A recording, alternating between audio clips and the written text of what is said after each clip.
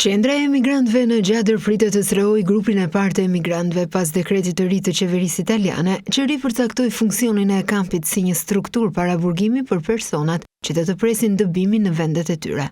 Grupi që pritet të transferohet në Shqipëri brenda kësaj jave do të numërojë rreth 40 persona, të përzgjedhur nga qendra të ndryshme paraburgimi në Itali, sipas një liste të përgatitur nga Departamenti i Emigracionit të Ministrisë së Brendshme italiane. Në rastin e transferimeve nga një qendër paraburgimi në tjetrën, nuk ka asnjë detyrim ligjor për të informuar avokatët ose familjarët e personave të përfshirë.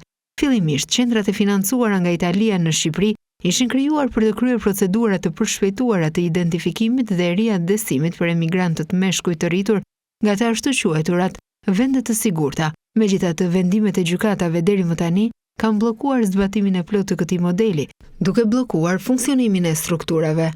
Megjithse nuk ndodhet në territorin italian, qendra e Gjadrit do të funksionojë në mënyrë të ngjashme me qendrat e paraburgimit për riadesim në Itali, ku emigrantët e parregullt mund të mbahen deri në 18 muaj në pritje të identifikimit dhe riadesimit.